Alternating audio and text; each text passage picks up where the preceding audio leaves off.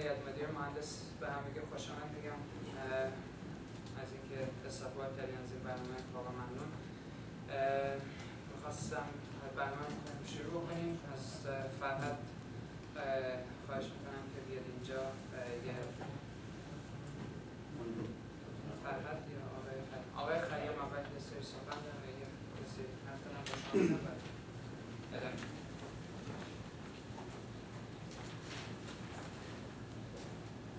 با عرض سلام خدمت خانم ها آقایان شب بخیر میگم. خیلی ازتون معذرت میخوام که یه خورده تاخیر داشتیم، متاسفانه امسمون یه امرجنسی براشون پیش اومده بود، نتونستن خودشون به موقع برسونن اینجا. دوستانمون زحمت کشیدن و خود ایمپرووایز کردن به قول معروف. امشب در خدمت خانم دکتر فراهانی هستیم. ولی قبل از شروع برنامه ایشون میخواستم یه گزارش مختصری خدمتتون ارائه بدم که شامل فعالیت‌های این چند هفته گذشته و چند ماه آینده ما خواهد بود.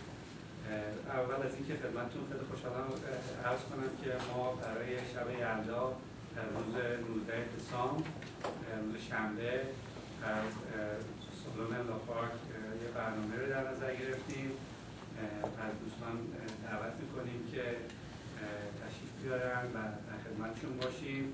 دوستانمون حسابی در هیئت مدیره مشغول برنامه‌ریزی و تدارکات هستند و خیلی خوشحالم که خدمتتون عرض کنم که ما این برنامه رو داریم با همکاری دانشجویان دانشگاه فنی و دانشگاه شریف برگزار می‌کنیم و در حال حاضر در حال برنامه‌ریزی و خورده مذاکرات با یک سری از هنرمندان عزیز هستیم که امیدواریم به زودی این برنامه رو فاینالایز کنیم و خدمتتون اعلام کنیم.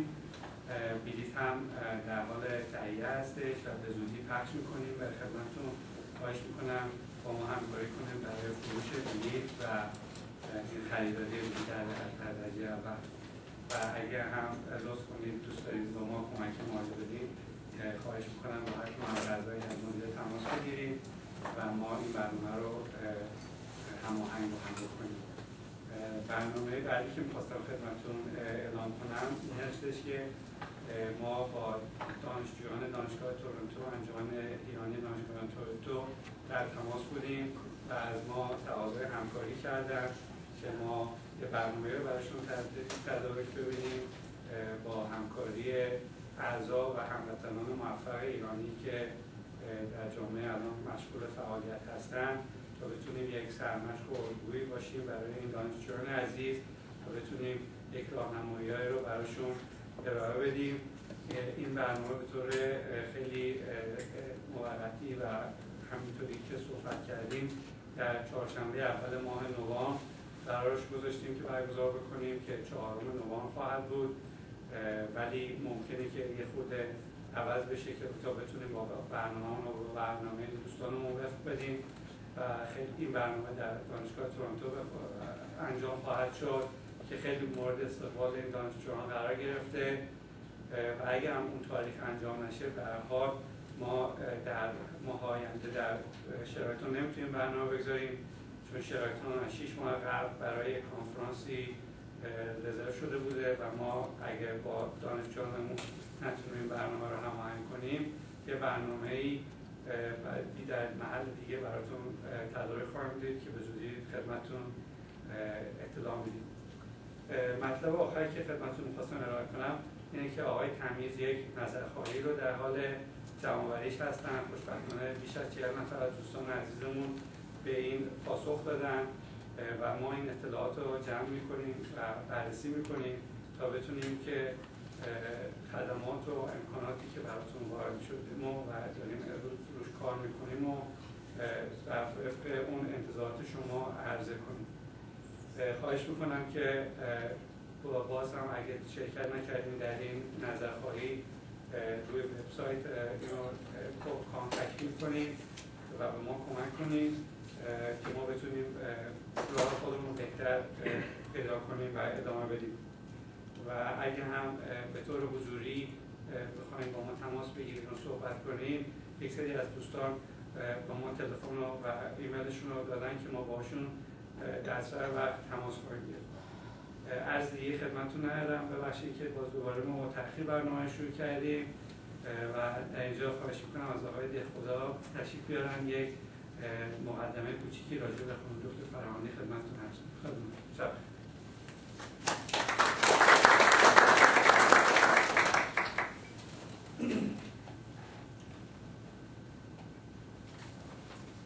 سلام، خسته نباشید. مهمون این جلسه این هفته رو من به شما معرفی میکنم. مهمون ما خانم دکتر الهام فرهانی هستن، فارغ التحصیل دانشگاه تورنتو با مدرک PhD در رشته اتمسفریک فیزیکس و همچنین دارای فلوشیر از مؤسسه ناسا در زمینه تحقیقات فضایی میباشن. مدرک MBA شون هم از دانشگاه کلاگ سکول آف بیزنس اند منیجمنت از شیکاگو دریافت کردم که همکنون به عنوان محقق بین‌المللی در سازمان برنامه‌ریزی تغییرات آب و هوایی در سازمان ملل مشغول به کار هستند. همچنین ایشون در دانشگاه تورنتو در بخش سستینبیلیتی آفیس به عنوان مدیر هستند. از جمله دستاوردهای مهم ایشون میشه به دریافت جایزه صلح جهانی نوبل به صورت مشترک با آقای الگور در سال 2007 از یک گروه بزرگی از محققان دیگه. بله، خب منظورم بله کلاً بله. این در حقیقت یه تحقیقاتی، یه کار تحقیقاتی بوده این جایزه کشون گرفتن که در حقیقت بخشی از گزارش IPCC در زمینه تغییرات جهانی آب و هوا بوده که ایشون در قسمت مربوط به کنیدین میدل اتمسفیر مدل کار تحقیقاتشون ارائه دادن و به همراه آقای الگور به صورت مشترک موفق دریافت جایزه جهانی صلح نوبل شدن از سال 2007. امروز هم در خدمت ایشون هستیم که برامون در ارتباط با تغییرات آب و هوایی و اتفاقاتی که در صورت مشغول کاری هستیم داریم میفته برای ما سخن میکنم. دعوت میکنم که تشریف کنید.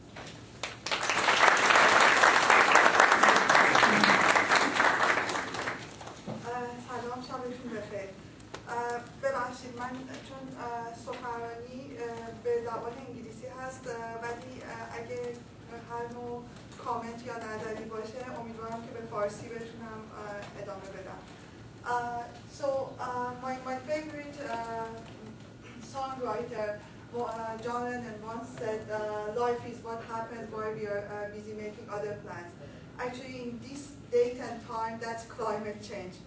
And here you see basically the southern tip of Greenland ice sheet as seen from space by NASA imager in late 2008. And this is the picture of today.